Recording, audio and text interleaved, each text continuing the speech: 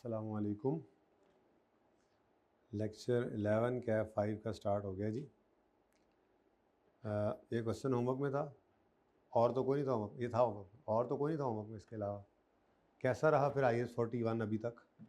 समझ आ रहा है? पढ़ा था थेरी को जाके, जितनी कही थी, कोई नहीं। संडे क्या करते रहे? सो के गुजारे, यशी मारी। चलो रमज़ान है, खैर जल्दी से सवाल वगैरह कर लेते हैं। Adil Limited operates a goat breeding farm. AL sells goat to local meat businesses and goat milk to cosmetic companies. They also use goat milk for making premium cheese for sale. अब इससे अगली बात जो थी ना, दूध आया और फिर उसको बेचा और फिर चीज़ वगैरह बनाई, ये सारा काम इन्होंने ऊपर वाले सवाल में करवाया। ऐसे ही है। इस सवाल में तो इन्होंने बकरियां खरीदी। ऑन यकम March 2002 AL bought 10 goats for 25,000 each, जो कि फेयर वैल्यू है। Market broker 2% commission from buyer लेता है और 3% कमीशन फ्रॉम सेलर, तो ये कॉस्ट टू सेल 3% है, ठीक है। On 15 June 2002 2 goat kids were born having fair value of इतने। अब जब कभी भी आपने बेचने जाना है तो ब्रोकर ने सेलर होंगे जब आप, 3% कमीशन लेना है, ठीक है।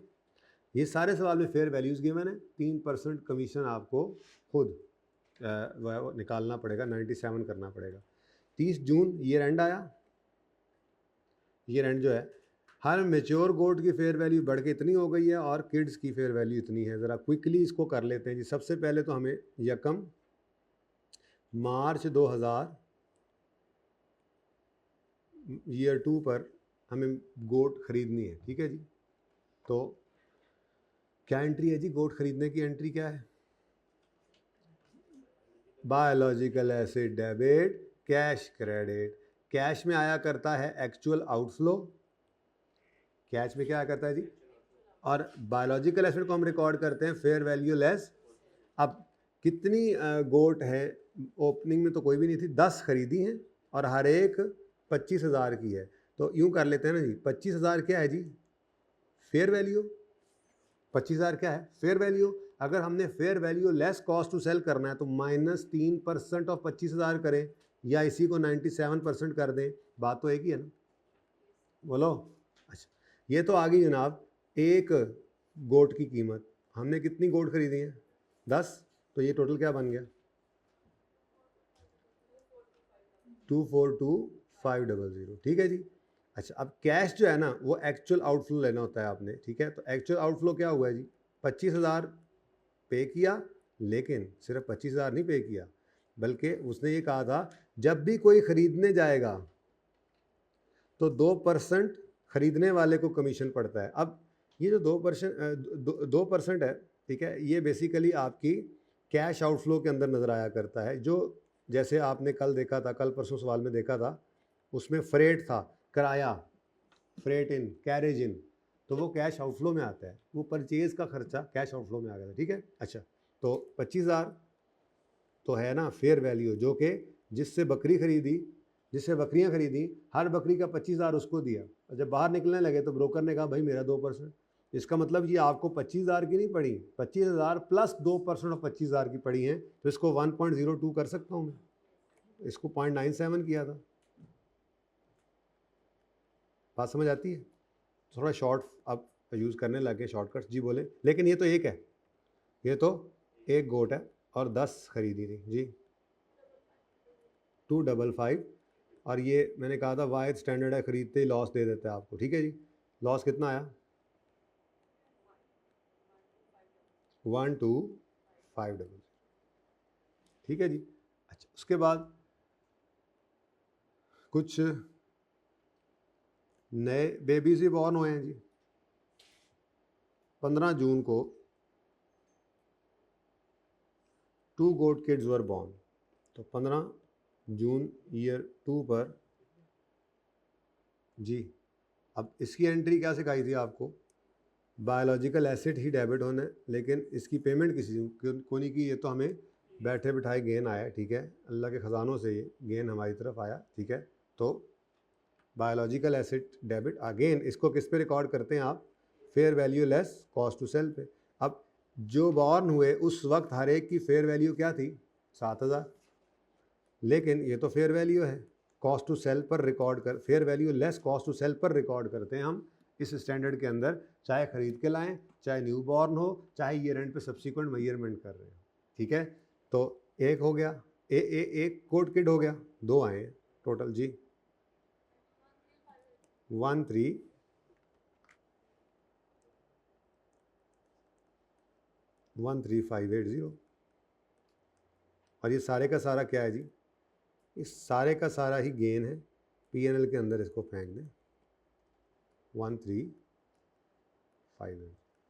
जो मेहनत की बकरियों पे किसान ने, उस मेहनत का फल ये मिलता है उसको, जब अल्लाह की तरफ से ये इनाम आता है तो उसको गेन है बैठे बिठाए। वो जब बड़ा करके इसको बेचेगा तो उसने ख़रीदने पे क्या खर्चा किया होगा उसका। ठीक है, उसके बाद ईयर एंड आ जाएगा जी, और तो कुछ नहीं हुआ ना, बस ईयर एंड आ गया। ठीक है, तो ईयर एंड के ऊपर अब जाके आपने इसकी फेयर वैल्यू वर्किंग कर लेनी है, वर्किंग 1। ये रेकन्सिलिएशन एक बनाते हैं हम। ठीक है, इसको मैं कह देता हूँ, नाम दे देता हूँ year and gain loss, year and gain या लॉस हम यहाँ निकाला करेंगे। ठीक है जी, तो ये जनाब हमारी वर्किंग 1 आ गई, बल्कि यूँ कर जगह। अच्छा जी, अब ये बायोलॉजिकल एसिड्स की मूवमेंट है बेसिकली। ठीक है, रुपीज़ के अंदर यहाँ पे हम बायोलॉजिकल एसिड की मूवमेंट दिखाते हैं। जैसे ओपनिंग डेट पर हमारे पास कितने बायोलॉजिकल एसिड्स पड़े थे, ये कोई नहीं, इसी साल में हमने ख़रीदा था। परचेज़ अभी अभी लिखा है, दोबारा से फिर कहीं कैलकुलेट ना करो, ये यहाँ कर दी ना, वर्किंग शो कर दी, तो 242500। उसके बाद न्यू बॉर्न आया,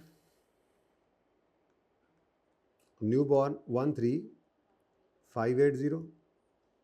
ठीक है जी, और उसके बाद क्लोजिंग, पता नहीं आज तो नहीं करूँगा मैं ये काम, क्योंकि मैंने आज IS-38 भी करना है साथ।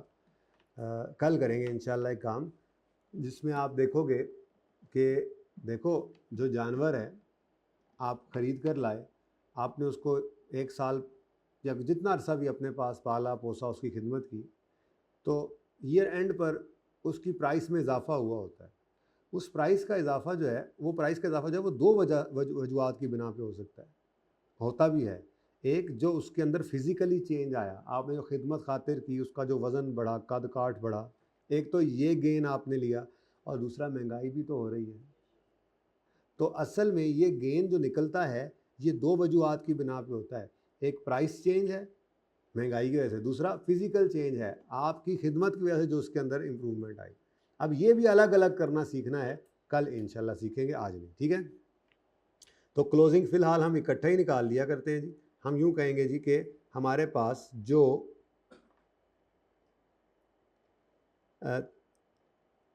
मेच्योर गोड्स हैं वो हर एक कितने की हो गई है, यहाँ पे कर लेते हैं 33,000 की। लेकिन ये 33,000 अगेन क्या है जी, फेयर वैल्यू। आपने तो इसको fair value less cost to sell पे ही रखना है हमेशा, बस यही इस थीम ही यही है इस स्टैंडर्ड में। खरीदो तो fair value less cost sell, new born हो तो fair value less cost sell, closing date पे मैयर करना है, सब्सिक्वेंटली मैयरमेंट है तो fair value less cost to sell. Agriculture produce आई है एट पॉइंट ऑफ हार्वेस्ट तो fair value less cost to sell. हाँ, बायोलॉजिकल एसिड के अंदर उसने कहा था कि अगर फेयर वैल्यू रिलायबली मेजरेबल ना हो, वो लामा, उस केस के अंदर किस पे रख सकते हो इसको, कॉस्ट, इस पे रख लोगे इसको। बाकी थ्योरी में पढ़ना है अभी, वो बाद में कहेगा कि अगर बाद में फेयर वैल्यू मिल जाए तो फिर ले जाना फेयर वैल्यू पे। अनलाइक IS-40 जिसमें वो कहता था अगर एक बार प्रॉपर्टी को कॉस्ट मॉडल पे रख लिया इस वजह से कि उसकी फेयर वैल्यू नहीं डिटर्मिनेबल थी तो वापस नहीं आना, इसमें फ़र्क है। ओके, तो अच्छा, बायोलॉजिकल एसिड तो एक्सेप्शनली कॉस्ट पे आ सकता है, एग्रीकल्चरल प्रोड्यूस भी एक्सेप्शनली कॉस्ट पे आ सकती है। इस बारे में स्टैंडर्ड पढ़ाऊंगा, लिखा हुआ स्टैंडर्ड ने कि ये तुम्हें मानने को बिल्कुल ही न तैयार कि अगर जो है वो अफ्रीकन मुर्गी भी है, अंडा तो अंडा ही है ना, अंडा बाहर जाके भेज देना उसका, ठीक है, उसकी तो कीमत, तो वो कहता है मैं नहीं मानता कि आपकी एग्रीकल्चरल प्रोड्यूस की फेयर वैल्यू ना हो, वो तो होगी, चाहे अफ्रीकन काऊ है, लेकिन दूध तो उसका भी दूध ही है भाई, दूध का जो रेट है उसी के हिसाब से उसको बेचोगे, वो कौन सा फ़र्क है। ठीक है, तो सही है ना। तो बहरहाल वो देखेंगे इंशाल्लाह। फ़िलहाल तो बाकी जो गोट किड्स हैं उनकी फेयर वैल्यू 9000 है, कॉस्ट टू सेल से नेट करें तो 97% आ गया। और ये कितने हैं जी? ओहो, पीछे वाले को तो मैंने कुछ कहा ही नहीं। चलो खैर, ये कितना हो गया जी? ये 2 हैं। और इधर भी हमारे पास जो मेच्योर गोट थी वो कितनी थी? 10, तो इंटू 10।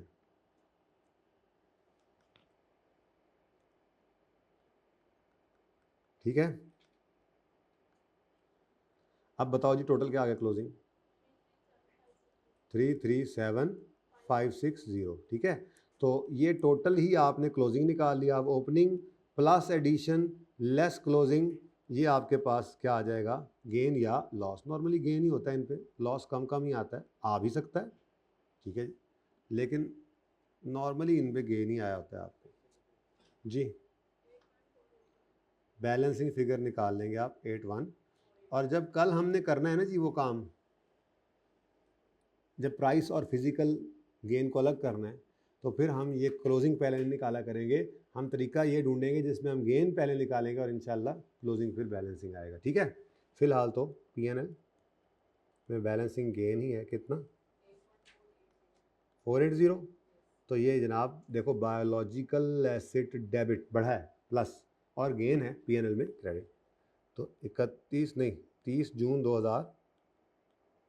30 जून ईयर एंड पे, ईयर 2 के एंड पे बायोलॉजिकल एसिड बढ़ गया।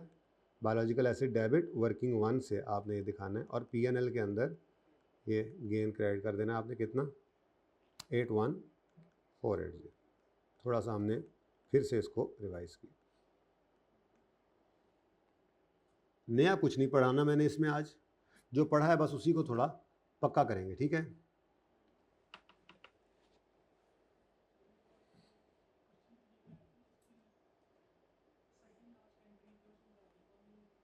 सेकंड लास्ट एंट्री कौन सी थी? चीज़ बनाई थी हमने। अब मुझे बताओ, चीज़ जो बननी है तो वो चीज़ की इन्वेंट्री में चली जाएगी, बन गई तो। इसमें क्या क्या कॉस्ट शामिल हैं? आपने दूध के 80 लीटर इसमें डाल दिए अपने, यानी कि इधर अगर मैं अलग अलग करूं तो मैं यहाँ पे यूँ करूँगा कि जी 80 लीटर दूध 170 के हिसाब से प्लस बाकी खर्चे 5000, तो ये टोटल चीज़ की ये कॉस्ट आई है। पर ये मैंने ऐसे नहीं निकाला था, मैंने कहा था कि यार ऐसे करो कि आप मुझे बताओ कि कितनी इन्वेंट्री दूध की आपने ख़त्म कर दी, यानी कि उसको आपने उस कढ़ाई में डाल दिया जिसमें अब आप, कढ़ाई में पता नहीं चीज़ बनती है कि नहीं जी, कढ़ाई में डाल दिया। बहरहाल आपने फ्रिज से निकाला, आपने इन्वेंट्री मिल्क में से कितना दूध निकाला? आपने कितना दूध निकाला जी? 80 लीटर था, और हर लीटर की fair value less cost sell क्या थी जी? तो बताओ कितना बना था? 13,600। अब सिर्फ ये दूध तो लग कर चीज़ बन नहीं जाती, कुछ और कॉस्ट भी इनकर हुई थी। वो कॉस्ट क्या है? वो मैंने कहा था नमक सिरका मजदूरी वगैरह डाल के कितना खर्चा आया था? 5,000। ये KL had to incur cost of 5,000 to convert milk into cheese. तो ये कॉस्ट जो इनकर हुई, इनकी एंट्री, जैसे जैसे अगर इसको कोई ये खर्चा है तो अगर कोई चीज़ एक्सपेंस हो तो उसकी एंट्री होती है एक्सपेंस डेबिट कैश क्रेडिट। अगर कोई चीज़ PPE फिक्स्ड एसेट की कॉस्ट का पार्ट बन रही है तो हम उसकी एंट्री करते हैं PPE डेबिट कैश क्रेडिट। यहाँ पर इन्वेंट्री हम खुद बना रहे हैं, सेल्फ प्रोड्यूस कर रहे हैं, तो जो आपकी मटीरियल लेबर ओवरहेड की कॉस्ट होती हैं वो इन्वेंट्री डेबिट कैश क्रेडिट होती हैं। तो अगर मैं इसकी एंट्री तोड़ कर करूं तो एंट्री यूं बनती है, इन्वेंट्री चीज़, इन्वेंट्री चीज़ डेबिट, इन्वेंट्री मिल्क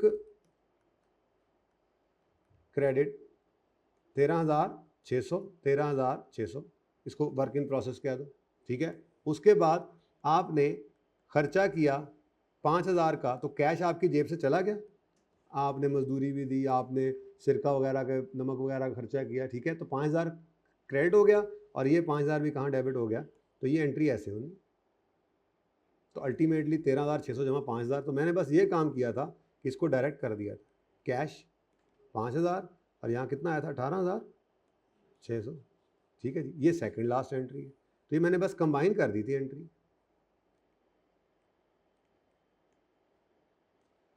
इन्वेंट्री चीज़, इन्वेंट्री मिल्क, और कैश। समझ आई अब? चलो ठीक है जी। तो आप कंबाइन नहीं करना चाहते ना करें, आप फिर नीचे अलग अलग दो एंट्रीज हुई हैं वो भी कर सकते हैं, ठीक है। अच्छा, जब अब एक बार ये इन्वेंट्री बन गई, असल तो मकसद था इन्वेंट्री को बनाना, तो इन्वेंट्री तो बन गई। अब इन्वेंट्री बन गई है तो उसको बेचना। ये दो एंट्रीज से हमने इन्वेंट्री बनाई है, वहाँ पे एक एंट्री से इन्वेंट्री नहीं बनती, मतलब एक एंट्री कर इन्वेंट्री बनने की, एक एंट्री कर ली चीज़ बनने की, ठीक है। अब जब ये बन गई है तो बिकना है इसने, तो फिर बिकना है तो कैश डेबिट सेल्स क्रेडिट किया था आपने 24,000 से गालिबन, और अब वो जो इन्वेंट्री पड़ी है अब बेच दी है तो अब नहीं रही, वो कॉस्ट ऑफ सेल बन गई, तो cost of sale debit inventory of cheese credit 18,000, तो इसका भी गेन आपका पीएनएल में आ जाएगा, ठीक है जी। तो ये पहले आपने इन्वेंट्री बनाई, फिर इसको जब बेचा तो ये बेचने की परपेचुअल वाली दूसरी एंट्री कर दी। क्लियर? कोई मसला और?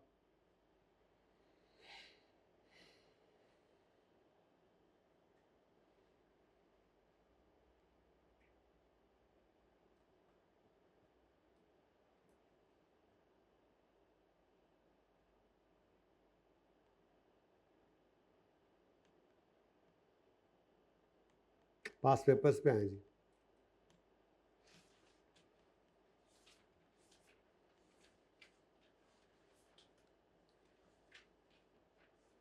पेज नंबर 651 है, इसमें पास पेपर 1 है। पास पेपर 1 में मैं कुछ चीज़ों पे लाल डिब्बा लगा रहा हूँ, पहले लाल डिब्बा लगा रहा हूँ, उसके बाद फिर मैं इसको ब्लैक कर दूँगा। इस पर अभी थोड़ा सा वेट करना पड़ेगा आपको। ये IS 21 पढ़ेंगे तो इस सवाल की ये एडजस्टमेंट हम उस वक्त करेंगे, ठीक है जी। इसमें बेसिकली हमने इम्पोर्टेड काउज हैं तो उनका फीड भी इंपोर्ट किया है, तो फॉरेन करेंसी की ट्रांजैक्शन हो गई, तो उसमें फिर IS 21 पढ़ा होगा तो आपको समझ आएगी। आपने नहीं इसको काट देना, आपने बस वेट करना है। IS 41 के बाद इंशाल्लाह IS 21 नहीं करवाऊंगा, मेरा इरादा है। तो जब वो हो जाएगा हम ये सवाल उस वक्त करते हैं। इसलिए जो ये एंट्रीज़ आप अब करेंगे इस क्वेश्चन की, उसके नीचे आपने कुछ 8-10 लाइनें खाली रखनी है, जिसमें आप फिर जब IS 21 पढ़ लेंगे तो इस सवाल की बकाया एंट्रीज भी आके करेंगे, ठीक है। ओके,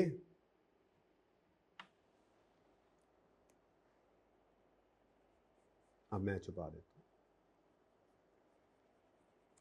लें जी, इस ब्लैक के अलावा आप पढ़ें।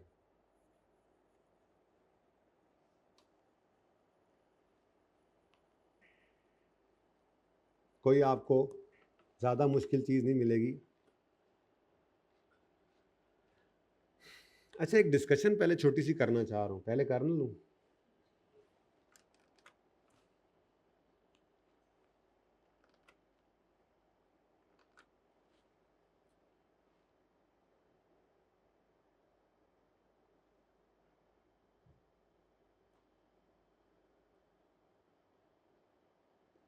आप अपने एंड पे किताब के तशरीफ़ ले आए ना अगर, तो आपको यहाँ पर एक चीज़ नज़र आएगी, कॉस्ट टू सेल। यहाँ से पढ़ते हैं, फिर किताब में जहाँ लिखा हुआ है वो भी पढ़ लेंगे।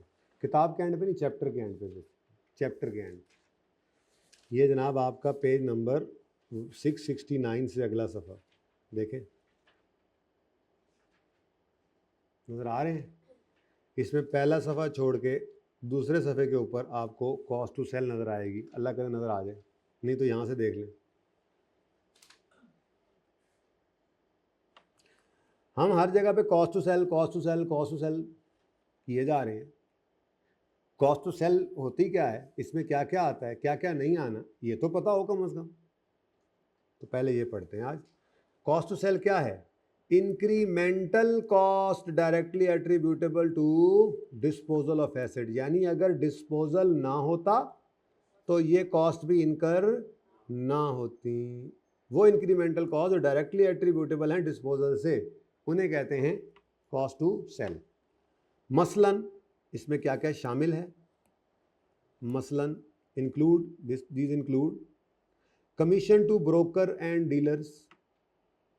अगर आपने कोई भी चीज़ बेचनी है और बेचने के ऊपर कमीशन देना पड़ता है डीलर्स को, ब्रोकर्स को, तो वो क्या है? Cost to sell. Levies to regulator, आप कोई चीज़, आप बकरा बेचने गए तो एक तो जिस बंदे ने आपको, ब्रोकर ने आपको बिकवा के दिया, गाहक ढूंढ के लाया, उसने कमीशन लिया। दूसरा, हुकूमत ने भी वहाँ पे पर्ची, ये कुर्बानी अब आ गई ना, 2-3 महीने रह गए, ठीक है, तो उस पर आप मंडी में जाएंगे ना, तो मंडी के बाहर फिर वो पर्ची वाले भी होते हैं बैठे, जो ख़रीदने वाले से भी बेचने वाले से भी पैसे ले रहे होते हैं, ठीक है। तो अगर आप ख़रीदार हैं तो फिर तो आपकी वो कॉस्ट टू सेल नहीं है ना, तो वो तो आपकी कैश आउटफ्लो में आएगी। लेकिन अगर आप बेचने वाले हैं तो आपने जो लेवीज दी हैं रेगुलेटर्स को, गवर्नमेंट को टैक्स दिया है अपनी, यानी कि जब कभी आप, वो कहते हैं जब कभी आप अपना बायोलॉजिकल एसिड बेचने जाएंगे हुकूमत को इतने % टैक्स देना पड़ेगा। तो ये क्या है? ये क्या है? इंक्रीमेंटल कॉस्ट, यानी cost to sell. Non refundable transfer taxes and duties, ऐसे टैक्सेस और ड्यूटीज़ जो ट्रांसफ़र पर आपको देने पड़े। आप अपने नाम बकरा लगवाने गए, आपको बकरे की रजिस्ट्री अपने नाम करानी पड़ी, तो वो आपको कॉस्ट पे करनी पड़ गई है, कॉस्ट टू सेल है, ठीक है। लेकिन अगर वो नॉन रिफंडेबल है तो फिर आपके लिए वो कॉस्ट टू सेल है। अगर रिफंडेबल है तो फिर तो आप उसको क्या कर दोगे? इधर नहीं लोगे, ठीक है। लेकिन ज़्यादा इम्पॉर्टेंट चीज़ क्या है जो नहीं होनी इसमें शामिल? ये इसलिए ज़्यादा इम्पॉर्टेंट है कि आई के अपने पर्चे के अंदर 6-7 चीज़ें दे देनी है, उसमें से कुछ चीज़ें होंगी, कुछ नहीं होंगी इंक्लूड, तो ध्यान में रखना है। इसमें नहीं शामिल करना आपने फाइनेंस कॉस्ट। बैंक से लोन लेके आप बकरा ख़रीदने चले गए, बकरा ख़रीद के ले आए, बैंक का जो लोन है फाइनेंस कॉस्ट, वो आपने बकरे की कॉस्ट में ऐड नहीं करनी। बिल्कुल ऐसे ही जैसे आप पीपीई ख़रीदने जाते थे। हाँ, अगर बकरा बनने में अच्छा खासा अरसा ले तो फिर IS 23 वाले रूल्स लगते हैं, लेकिन ऐसा नॉर्मली होता नहीं। इसलिए सादा बात, आपने अगर बेचना है एसेट तो कॉस्ट टू सेल, यानी कि आज आपके पास बकरा मौजूद है, ख़रीद के लाए हैं आप, ख़रीद के लाए हैं आप और रखेंगे अपने पास, तो आपने लोन लेकर वो बैंक से लोन लेकर वो बकरे ख़रीदे हैं। अब आपने उस बैंक को जो इंटरेस्ट देना है, तो क्या वो कॉस्ट टू सेल कहेंगे आप? मतलब नहीं, वो फाइनेंस कॉस्ट है। फिर इनकम टैक्स, भाई इनकम टैक्स क्या होता है? इनकम पर टैक्स, ये तो इनकम आएगी उस पर टैक्स आएगा, ये कॉस्ट टू सेल नहीं है। आप कहो कि जी मैं बकरे आज ख़रीद के लाया हूँ, मैंने इनको पालना पोसना है, मैंने कुर्बानी पे इनको बेचना है, तो फिर किसी ने कहा यार कुर्बानी में बेचोगे तो तुम्हें गेन आएगा, इनकम आएगी, तुम्हें हुकूमत टैक्स लेगी उस पर, तो वो भी कॉस्ट टू सेल ही कर दो। नहीं, ये भी कॉस्ट टू सेल ही, तो इनकम टैक्स है, ठीक है। एडवर्टीजमेंट अगर आपको कर रहे हो तो कॉस्ट टू सेल नहीं है। Advertisement is not cost to sell. जो कॉस्ट टू सेल यहाँ पे आप fair value less cost sell लेते हो ना, उसमें नहीं शामिल करनी। और वेरी इंपॉर्टेंट, ट्रांसपोर्टेशन।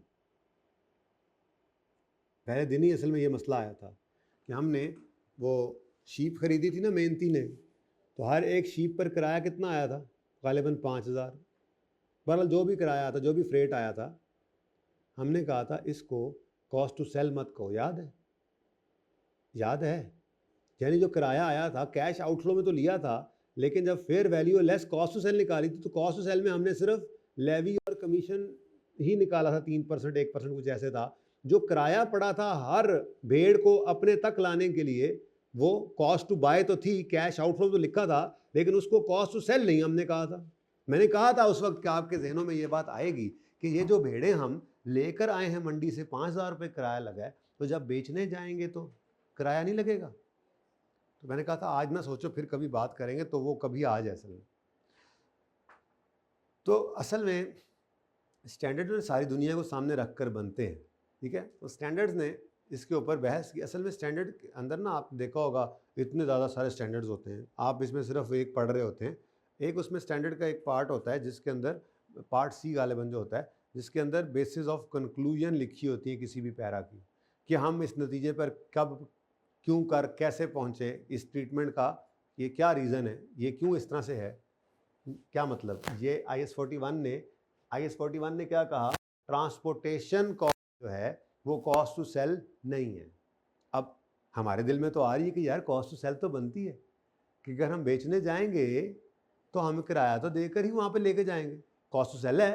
स्टैंडर्ड ने कहा नहीं, ये कॉस्ट टू सेल नहीं है। फिर स्टैंडर्ड ने उसकी बेसिस बताई, इस कंक्लूजन की बेसिस क्या बताई, कि दुनिया भर में हमारे मुल्क में नहीं है तो क्या हुआ, ज़्यादातर दुनिया भर के अंदर, वो कहते हैं दुनिया भर में जो रूटीन है वो ये है कि जो फेयर वैल्यू दी जाती है किसी भी बायोलॉजिकल एसिड की, जानवर की फेयर वैल्यू होती है, वो इंक्लूडिंग होती है फ्रेट जो उसका वहाँ तक, यानी कि जो ऑलरेडी जो है ना वो नेट करके ही बताई गई होती है, जो दुनिया के अंदर तरतीब है। हमारे मुल्क में नहीं है तो क्या स्टैंडर्ड सिर्फ हमारे मुल्क में थोड़ा ही बना हुआ है? तो अब हम क्या कर सकते हैं, हमने स्टैंडर्ड की बात माननी, ठीक है। स्टैंडर्ड अपनी बेसिस ऑफ कंक्लूजन, जो आप नहीं पढ़ते, ना पढ़ने की ज़रूरत है आपको स्टैंडर्ड, मैं वैसे बता रहा हूँ आपको कि उस जो है वो वॉल्यूम के अंदर उन्होंने उस पैरा की कंक्लूजन क्या बताई है कि सारी दुनिया के अंदर जो फेयर वैल्यूज गिवन होती हैं वो already net of transportation cost होती हैं, इसलिए ट्रांसपोर्टेशन कॉस्ट अगर गिवन भी होगी तो आपने इसको माइनस नहीं करना, ठीक है। ये स्टैंडर्ड की कंक्लूजन है और हम उसी के हिसाब से ही चलेंगे। अब हमें याद करने की ज़रूरत इसलिए नहीं है क्योंकि हम तो पहले दिन से ही ऐसे करके चल रहे हैं, जहन में वैसे ही बैठा हुआ था, बस उसकी लॉजिक क्लियर नहीं थी, आज वो भी क्लियर होगी, ठीक है, सही है। तो ये बहुत ही इम्पॉर्टेंट पॉइंट है आपका जो यूज़ हो सकता है आप, ठीक है जी। अब ज़रा आके ऊपर से ही पढ़ लेते हैं जहाँ पे इसने असल में लिखा हुआ था स्टैंडर्ड में। ये देखें पेज नंबर 623 पे तशरीफ़ लाएं ज़रा। यहाँ पर वो बात इस तरह से नहीं लिखी हुई, वहाँ पे ज़्यादा बेहतर लिखा हुआ है, इसीलिए मैंने पहले वहाँ से पढ़ाया और वहीं से याद रखना है आपने। क्या क्या चीज़ें हमने ऐड करनी है जी कॉस्ट टू सेल में?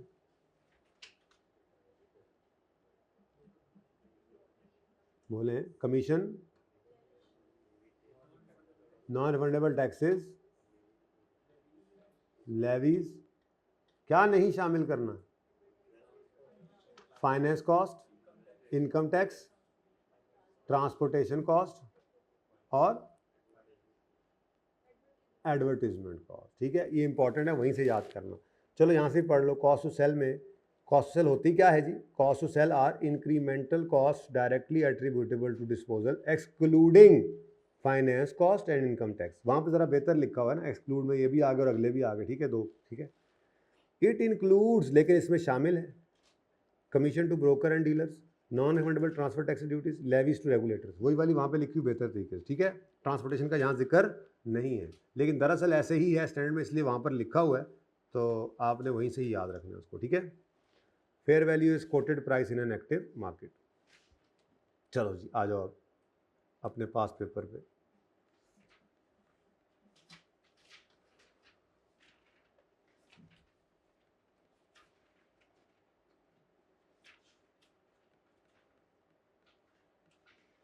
जी पेज नंबर 651 पे वापस आ गए हम, खो गए थे कहीं हम।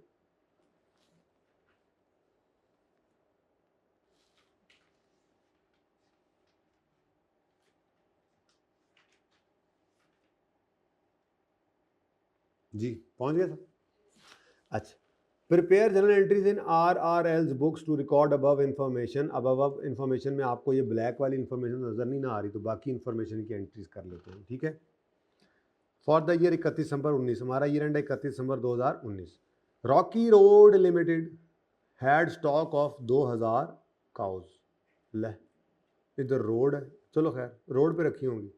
ऑन 1 जनवरी 2019, साल के पहले दिन हमारे पास ये ओपनिंग फ्लॉक है काउस का, सिर्फ 2000। ऑन 1 मई 19 को बड़ी ही मछली है, बहुत बड़ा डेयरी है। RRL purchase 750 cows at fair value of 56,000 पर काउ, ये फेयर वैल्यू है। Further ₹2 million were incurred to transport the cows to farm. क्या ये कॉस्ट टू सेल है? ये कॉस्ट टू सेल तो नहीं है, लेकिन कैश आउटफ्लो के अंदर आपने इसको लेना नहीं भूलना। हाँ ये फेयर वैल्यू है, अभी तक तो ये फेयर वैल्यू है, कॉस्ट टू सेल बताएगा तो वो क्या कर देंगे, हम माइनस करेंगे, ठीक है जी। ओके आगे बढ़ते। फॉलोइंग एवरेज फेयर वैल्यू पर काउ आर अवेलेबल। 1 जनवरी पे फेयर वैल्यू गिवन है 50,000। 1 जनवरी पे क्यों दी? क्योंकि ओपनिंग में 2000 जो काउस पड़ी है उनकी ये फेयर वैल्यू होगी, फेयर वैल्यू, ठीक है। 1 मई पे फेयर वैल्यू 56,000 उसने कहा था, यही यहाँ पर भी लिखी हुई है। 31 दिसंबर पे फेयर वैल्यू किस लिए दी है इसने?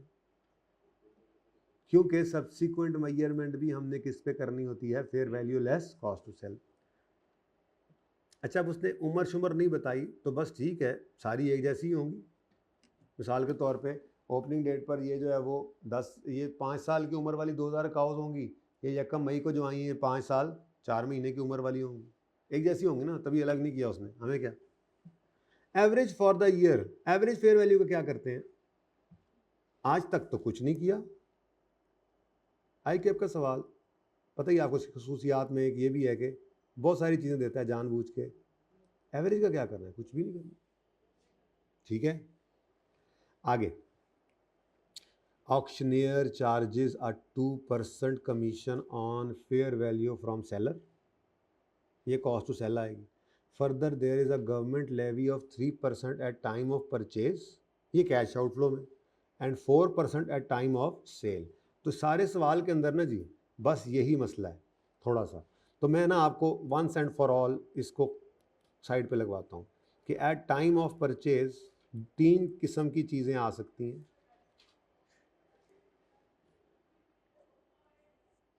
कमीशन, भाई ये कौन बोली जा रहे हैं यार, नए बच्चे तो नहीं आगे किधरों, रोज़ तो नहीं होते थे, आज वैसे भी रोज़ा लगा हुआ और बोली जा रहे हैं। जब रोज़ा लगा हो बंदे को तो फिर अच्छा जी, कमीशन,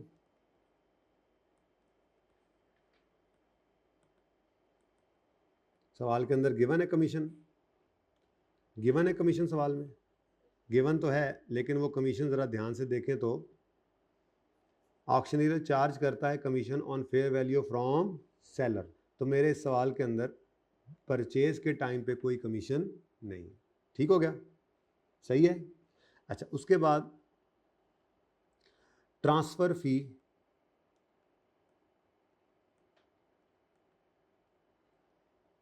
यानी टैक्सेस, ट्रांसफ़र फ़ी कह लो या टैक्सेस कह लो, परचेज़ के टाइम पे भी हैं और अलग अलग इसलिए करना ज़रूरी है कि परचेज़ के टाइम वाले कैश आउटफ्लो में आने और सेल के टाइम वाले कॉस्ट टू सेल में यूज़ होने। ठीक है, तो ट्रांसफ़र टैक्सेस जो हैं वो 3% एट टाइम ऑफ परचेज़ है, ऐसा ही है। और तीसरी चीज़ एट टाइम ऑफ परचेज़ हम क्या पे कर सकते हैं, करनी पड़ जाती है हमें अक्सर, वो है ट्रांसपोर्टेशन। ठीक है जी, तो ट्रांसपोर्ट जो है वो यहाँ पर बताई गई थी, परचेज़ के टाइम पे 20 लाख रुपए की ट्रांसपोर्टेशन आ गई। अब ये जनाबे वाला 2 अदद चीज़ें हैं जो आपकी कैश आउटफ्लो की एंट्री करते हुए जो आपने एक गाय 56,000 की ख़रीदी है उसमें ये चीज़ें भी ऐड करेंगे। 56,000 तो उसकी फेयर वैल्यू है ना जी, वो भी पे किया आपने, 2 मिलियन आपने किराया भी पे किया है और 3% आपने टैक्सेस भी पे किए। ये तो हो गया एट टाइम ऑफ परचेज। ठीक है जी। अच्छा, इनका ट्रीटमेंट भी लिख देना, इनको क्या करते हैं जी, ये है चाहे ये है चाहे ये है, इनको हम कहाँ लेकर जाते हैं जी, इनको हाँ यूँ मैं लिख दूँ कि इनको परचेज की जर्नल एंट्री में कैश आउटफ्लो में लिखते हैं। ठीक है,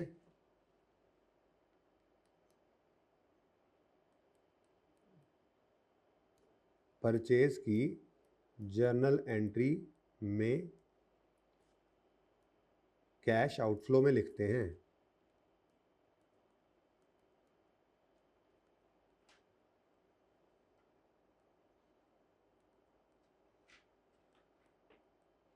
ठीक है जी, okay next, at time of sale भी कुछ खर्चे करने पड़ रहे हैं।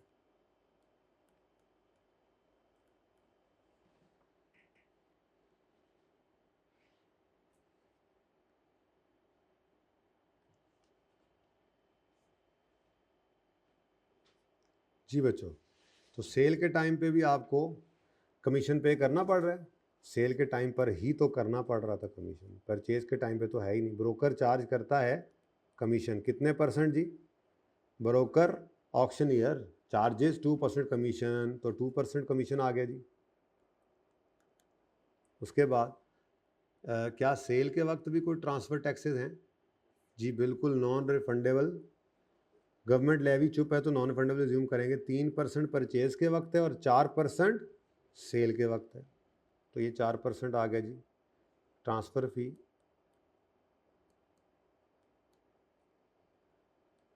कह लें या टैक्सेस कह लें, लिख ला यार।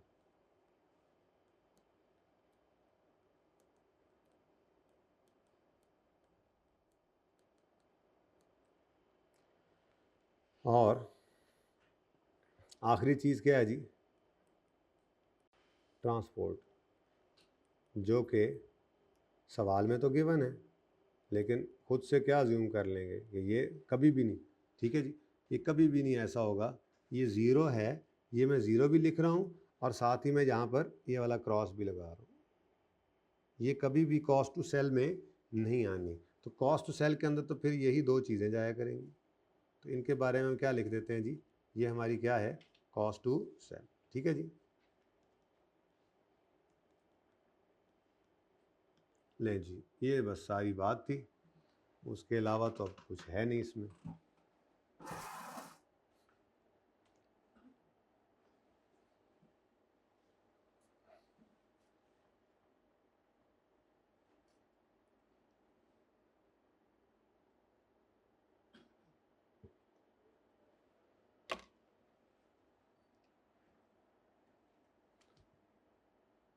जी, अब पहली एंट्री होगी, ओपनिंग की कोई एंट्री नहीं होती, उधर ही चलें, ओपनिंग की कोई एंट्री नहीं होती, पता है ना।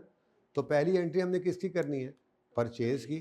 तो किस दिन हमने खरीदा जी, जर्नल एंट्री उसने कही थी। क्वेश्चन नंबर कौन सा है ये, क्वेश्चन नंबर 1, पास पेपर का क्वेश्चन नंबर 1 है, पेज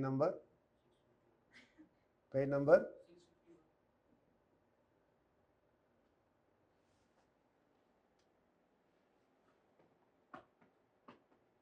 तो यकम मई कब खरीदी है, यकम मई 2019 पर हमने 750 काउस खरीदी हैं। तो बायोलॉजिकल एसेट डेबिट, एक लाइन छोड़कर कैश क्रेडिट। अब थोड़ी वर्किंग ज़रा मुश्किल सी लग रही है, मैं डायरेक्ट नहीं करता, यहाँ पर वर्किंग 1 कर लेता हूँ, बल्कि ऐसे कर लिए करेंगे, असल सवाल तो ऐसे ही हुआ करेंगे, ठीक है। तो वर्किंग नंबर 1 में मैंने लिखा परचेज और फेयर वैल्यू जी, कितनी है फेयर वैल्यू, एक काऊ की फेयर वैल्यू कितनी है, 56,000। और हमने कितनी काउस खरीदी हैं, तो ये हमने असल में मुझे क्या चाहिए, ये fair value less cost to sell पे। तो इसके लिए मैं छोटी सी वर्किंग कर रहा हूँ, ठीक है जी। तो कितना जी, ₹56,000 इंटू 750 काउज, ठीक है।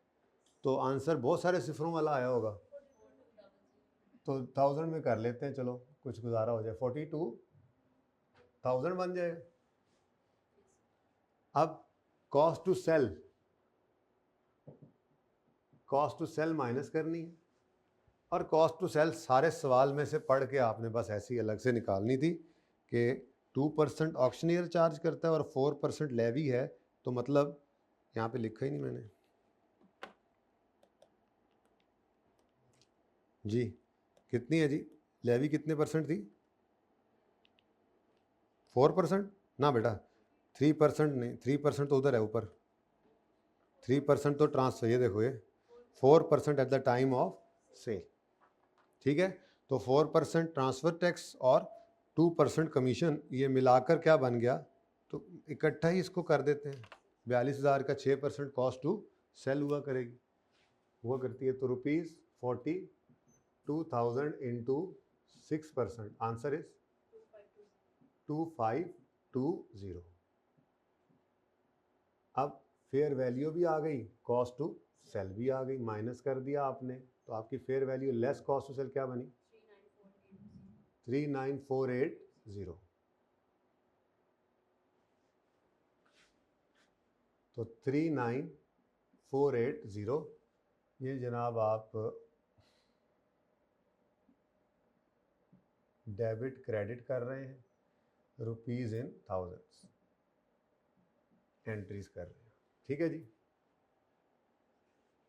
तो 39480 तो आपका बायोलॉजिकल एसेट आ गया fair value less cost to sell पे।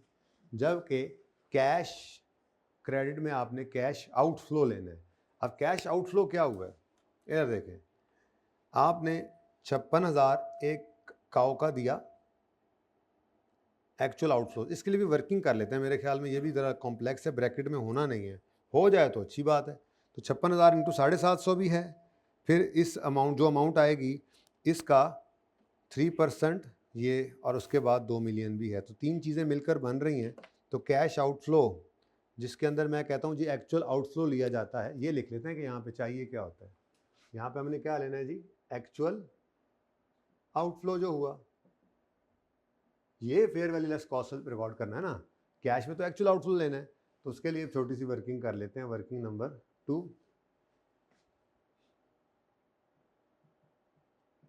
Cash outflow. तो एक तो आपने फेयर वैल्यू पे की जी, यही वाला आ जाना है, वैसे तो उठा के वहीं से ना लिख लें। ये आपने 42,000 रुपये पे किए, कोई मसला। उसके बाद आपने इसमें ऐड करना है जी, ये क्या है, लेवी है। क्या लिखा हुआ था यहाँ पे, further there is a government levy. तो 3% of fair value levy at the rate of 3% of fair value 42,000। तो क्या आता है जी, 1 2, ठीक है।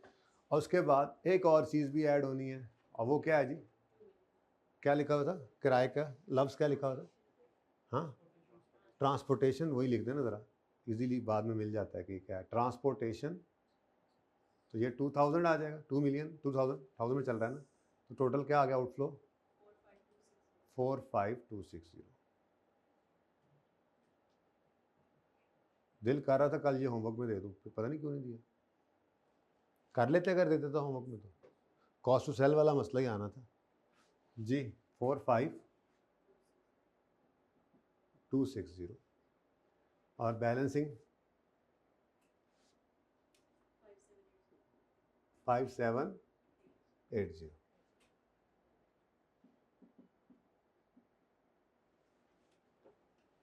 ले जी, ये जनाब आपका बायोलॉजिकल एसिड की इनिशियल मेजरमेंट वाला काम हो गया, ठीक है जी। अब उसके बाद इसका चारा चूरा ख़रीदना है, खरीदेंगे इंशाल्लाह जब IS-21 पढ़ लेंगे। फिर ईयर एंड पे उसके को पैसे पेएबल होंगे, उनको रिट्रांसलेट करेंगे, वहीं पे पढ़ेंगे। फिर जो चारा इस्तेमाल हो गया उसको एक्सपेंस आउट करेंगे, और जो बच गया वो इन्वेंट्री में नज़र आएगा, करेंगे इंशाल्लाह, वक्त आने पे करेंगे। फ़िलहाल चारा चूरा मैंने छुपा दिया था, अब ले दे के एक ही काम रह गया, बता दो क्या है, IS-41 के हिसाब से क्या है बाकी, बोलो क्या करेंगे। हाँ, बताने की ज़रूरत नहीं है उसको, एक ही मॉडल है। कल पढ़ाया आपको, मतलब पिछले लेक्चर में, हफ्ते वाले दिन, कि आपने सब्सिक्वेंट मेजरमेंट किस पे करनी है, fair value less cost to sell पे, ठीक है। तो अब सारे अपनी अपने टाइम के हिसाब से, आज ओपनिंग काउस गिवन थी, इनकी भी फेयर वैल्यू निकालनी पड़ेगी हमें अब, ठीक है। लेकिन ये क्या है, फेयर वैल्यू, ये क्या है, फेयर वैल्यू। और आपके सामने 6% कॉस्ट टू सेल बन चुकी हुई है, तो fair value less cost to sell करना है तो 94% कर देंगे ओपनिंग को भी। फिर परचेज़ की ऑलरेडी वैल्यू निकाली हुई है हमने, वर्किंग वन से निकाल लेंगे। और क्लोजिंग के लिए अगेन ये फेयर वैल्यू उठाएंगे, और इसको भी हमने क्या कर देना है, 94%, ठीक है जी। करें काम, चलो। Working number 3, year and gain loss, ये जो अभी अभी करवाई है आपको, इसीलिए तो वो सवाल करवाया छोटा सा।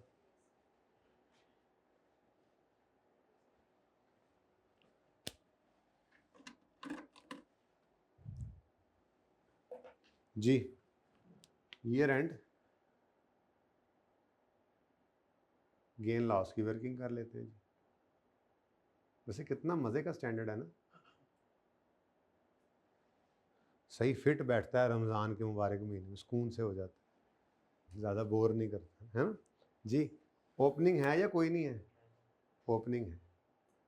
अब ओपनिंग में कितनी काउज आपके पास पड़ी हैं, अब इधर देखो, 56,000 रुपया, 56 है ओपनिंग पे, नहीं, सॉरी 50 है। ओपनिंग पे क्या है, यकम जनवरी 19 पे क्या है जी 50। फेयर वैल्यू एक काउ की कितनी है 50, लेकिन ये तो फेयर वैल्यू है, इसको कॉस्ट टू सेल से नेट करना है। तो कॉस्ट टू सेल कितनी हम डिसाइड कर चुके हैं, टोटल 6%। इधर देख लो किधर गया ये, तो फिर इसको डायरेक्ट करना है तो क्या कर दो 94%।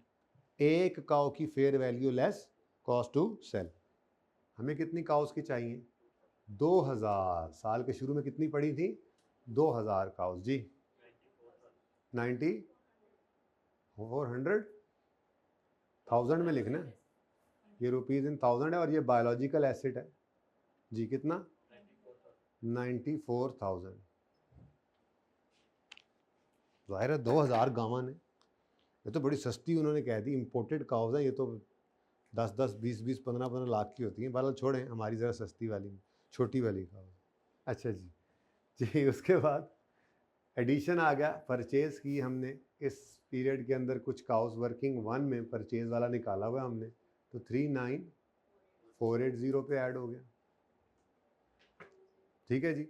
अब उसके बाद एक लाइन छोड़कर क्लोजिंग हमने लिखना है। अब क्लोजिंग में हर एक काउ की फेयर वैल्यू हो चुकी है 61,000, but this is fair value पर काउ, फेयर वैल्यू पर काउ। कॉस्ट टू सेल इसको भी माइनस इसमें से नहीं हुई तो इसमें से माइनस करनी पड़ेगी, ठीक है जी। तो रुपीज़ कितना जी 61,000, इसको कर देंगे आप 94%, तो ये जनाब fair value less cost to sell हो गई। इनटू कितनी काउज हैं जी, अब 2000 पहले से पड़ी हुई थी, 750 मजीद आ गई तो 2750 हो गई जी।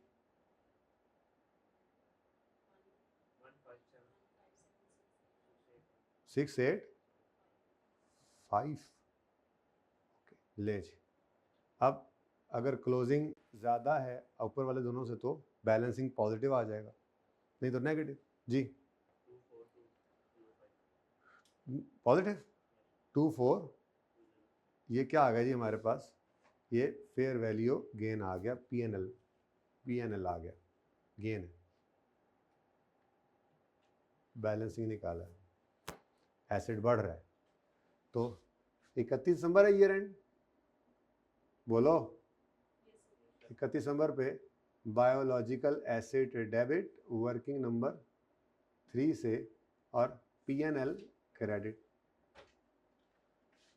2420, ठीक है जी। अब ये जहाँ पर ये एंट्रीज 2 ख़त्म हुई हैं, इसके नीचे कम से कम 3 से 4 एंट्रीज की जगह हो, 8-10 लाइनें छोड़ देना, ठीक है, याद से छोड़ देनी है।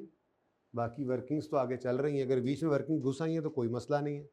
अब इसके बाद फिर अगर ये एक सफ़े पे आपने पूरा किया तो एक सफ़ा और छोड़ दें, और अगर दरमियान में 10 को लाइनें छोड़ दी तो अच्छी बात है, वर्किंग्स तो आगे कंटिन्यू हो जाएंगी। वर्किंग्स की जगह भी फिर छोड़ दीजिएगा आगे 2-3 वर्किंग्स, वैसे इतनी लंबी वर्किंग वहाँ पे होती नहीं है, बट फिर भी ये 10-12 लाइन्स काफ़ी होंगी विद वर्किंग्स, ओके। चले जी,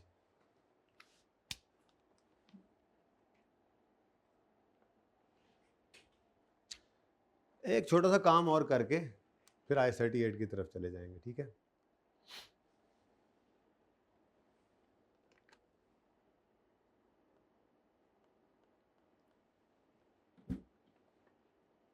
ज़रा इधर देखते हैं साथ साथ, आगे कोई मसला हो तो साथ के साथ ही पूछ लें।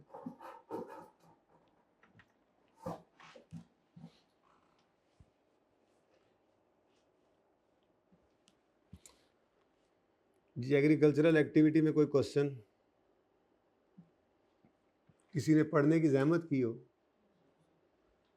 ये इसमें क्वेश्चन हो सकते थे, बहरहाल पढ़ लीजिएगा, इसमें कोई क्वेश्चन हो तो आपको एक मौका और देता हूँ, कल पूछ लीजिएगा। बाकी डेफिनेशन तो आपको पढ़ा दी थी, बियरर प्लांट भी पढ़ लिया था, बड़ी बात है, हमने इलस्ट्रेटिव एग्जाम्पल ये की थी आपने घर में, ये कर लें, ग्रुपिंग ऑफ एसिड कर लें, biological asset attach to land कर लें, 2-2 मिनट की बातें हैं, इसको पेंडिंग कर देते हैं। मेरा दिल है गवर्नमेंट ग्रांट की बात कर लूँ बस, ठीक है। उसके बाद ये बीच वाली थ्योरी रह जाएगी, तो हम जब कल इंशाल्लाह करेंगे ना प्राइस और फिज़िकल अलग अलग, तो फिर उसके बाद थोड़ी सी थ्योरी यहाँ से आके पढ़ेंगे, ठीक है। फिर डिस्क्लोजर्स की तरफ मूव करेंगे इंशाल्लाह। कल तो नहीं, परसों ही जाके होंगे डिस्क्लोजर्स, काफ़ी सारे डिस्क्लोजर्स हैं इसके भी, ओके। लेकिन स्टैंडर्ड छोटा सा है और इजी लेने वालों को बहरहाल ये हमेशा परेशान करता ही है। 8 नंबर का सवाल आया इस दफ़ा, सीनियर से पूछ लेना, फिर ना कहना खबर ना हुई।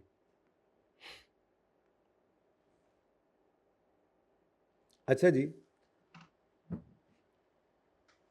यहाँ पे हम पहुँच चुके थे, इलस्ट्रेटिव एग्जाम्पल पे आ जाएंगे।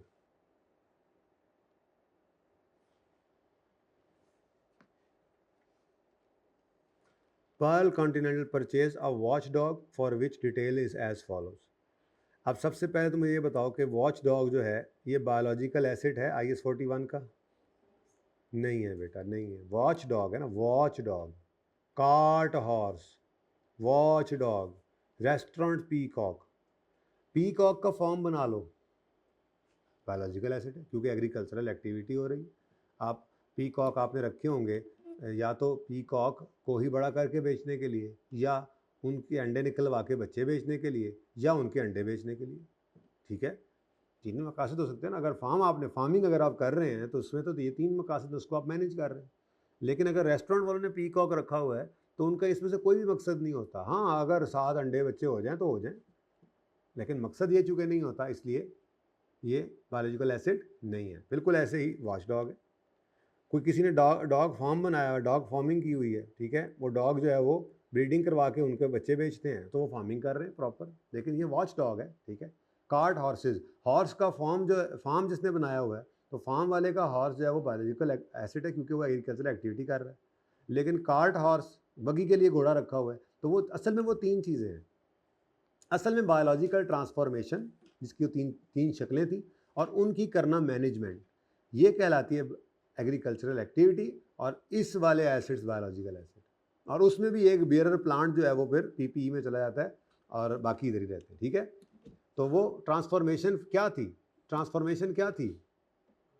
ग्रोथ है टू सेल, या प्रोक्रिएशन है, एडिशनल एसिड्स लेकर उनको बेचना है, या उससे एग्रीकल्चर प्रोड्यूस लेनी है। और ये काम आप मैनेज कर रहे हैं। अगर इस ट्रांसफॉर्मेशन को आप मैनेज कर रहे हैं बायोलॉजिकल एसिड की, तो कहलाएगा कि आप एग्रीकल्चर एक्टिविटी कर रहे हैं, तो फिर वो एसिड्स आपके IS 41 के बायोलॉजिकल एसिड बनेंगे। तो जब वॉच डॉग आ गया तो ये तो भाई आपका बायोलॉजिकल एसिड नहीं है। अब इसके साथ पता है क्या होना है? ये आपका IS 16 वाला प्रॉपर्टी प्लांट इक्विपमेंट जो होता है ना, जो नोट होता है, तो उस नोट के अंदर ये आएगा। क्या कर सकते हैं, आएगा, ठीक है। तो यूँ आपका PPE का जो नोट बना होता है, PPE के नोट के अंदर आपके पास आ रहा होगा, PC वालों के पास लैंड होगा, बिल्डिंग होगा, ऐसे ही 3-4 एसिड्स के साथ साथ ये जनाब वॉच डॉग होगा, ठीक है। तो उसके बाद टोटल, और फिर उनकी बैलेंस शीट में टोटल जा रहा होगा। तो है ये एक क्लास ऑफ एसिड है। तो land, building, watch dog, total. अब वॉच डॉग बिल्कुल वैसे ही जैसे PPE आया करता था वैसे ही, ग्रॉस कैरिंग अमाउंट। इसके अंदर ओपनिंग, एडिशन, क्लोजिंग कर देता हूँ, ज़रा आपको बता रहा हूँ, कभी आ जाए तो। ओपनिंग, एडिशन और क्लोजिंग। रीवैल्यूएशन भी हो सकती है। जब IS 16 में आ गया कोई एसिड, तो कॉस्ट मॉडल पे रख सकते हैं, रिवर्स मॉडल पे रख सकते हैं, चाहे वो बियरर प्लांट है, चाहे वो वॉच डॉग है, चाहे वो जू वालों की दिखाने वाली काऊ है, चाहे वो पीकॉक है रेस्टोरेंट का। वो रेस्टोरेंट के बाकी एसिड्स के साथ जो उनकी बिल्डिंग होगी, जो उनका इक्विपमेंट पड़ा होगा, वहीं पे उनका एक पीकॉक का भी कॉलम होगा। तो सही है, नुमाइश के लिए रखे हुए ना। और इसी तरह से अगर ये IS 16 वाले हैं तो इनकी यूज़फुल लाइफ डिटरमिन करेंगे, और यूज़फुल लाइफ डिटरमिन करके इनको क्या करेंगे? डेप्रीशिएट। तो ओपनिंग, डेप्रीसिएशन और क्लोजिंग, ठीक है। तो वॉच डॉग की बात अब कर रहे थे, तो कहते हैं PC hotel purchased a watch dog, cost उसकी कितनी थी? 10,000। Transportation to bring it to hotel is, अब ये चूंकि IS 16 का PPE है, इसलिए पुराने वाला रूल ही है 10,000, 10,000 जमा 2,000, ठीक है जी। 10,000 जमा 2,000, 12,000 क्या है जी इसकी कॉस्ट। तो इस कॉस्ट के ऊपर इसको क्या कर देंगे हम? कैपिटलाइज। तो एडिशन के अंदर आ जाएगा 12,000। ओपनिंग में कोई नहीं पड़ा था, अभी ख़रीदा है इन्होंने, ठीक है, 12,000 आ गया, ठीक है जी। और ये 12,000 आपका क्या बन जाएगा क्लोजिंग।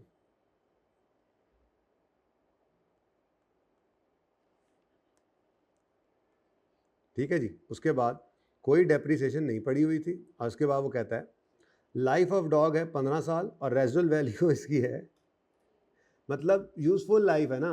15 साल के बाद आपने कहना यार ये अब बुढ़ा खुसट हिलता जुलता ही नहीं है, गाड़ियाँ आ रही हैं, चेक करना है, ये बैठा है, इसको उठाना पड़ता है, दे दो किसी और को, वो जो कभी कभी शिकार पे इसको ले जाएंगे उनको दे देते हैं, तो सस्ता सा बेच दिया आपने। ठीक है, तो रेजिडुअल वैल्यू है इसकी यूजफुल लाइफ के एंड पे। ठीक है, तो अगर आपने इसको डेप्रीशिएट करना है तो भाई डेप्रीसिएशन होगी, अभी मैं यहीं पर ही ले लेता हूँ, 12,000 माइनस 3,000 डिवाइडेड बाय 15, कितना आ गया जी 600, और ये 600 जनाब आपकी अक्यूमुलेटेड एप्शन होगी क्लोजिंग।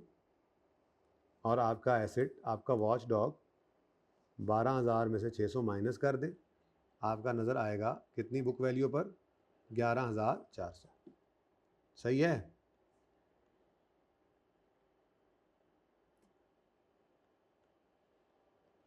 कॉस्ट मॉडल पे है, लाइफ 15 साल है, और अगर कभी ये मर जाए, जिंदा है तो मर जाए तो कोई नहीं, डिस्पोजल हो जाएगा।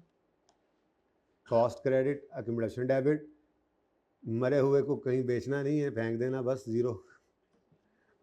अच्छा, एक्सचेंज भी हो सकता है जी, हाँ, गधा ले लेना, ठीक है, सूट करेगा। इट्स प्रॉफिट एंड लॉस और balance sheet will appear like this. Oh PNL, sorry PNL के अंदर तो मैंने बताया नहीं, पीएनएल में क्या जाएगा जी, इसकी डेप्रीसिएशन, और बैलेंस शीट में पीपीई के अंदर ये, ठीक है, 11,400 है, तो ये यहाँ पे बीच में कहाँ से घुसा है, ठीक है जी, ओके, ठीक है, चलो। अच्छा, बात तो जा रही थी आगे, असल में ये तो बीच में वैसे ही आ गया।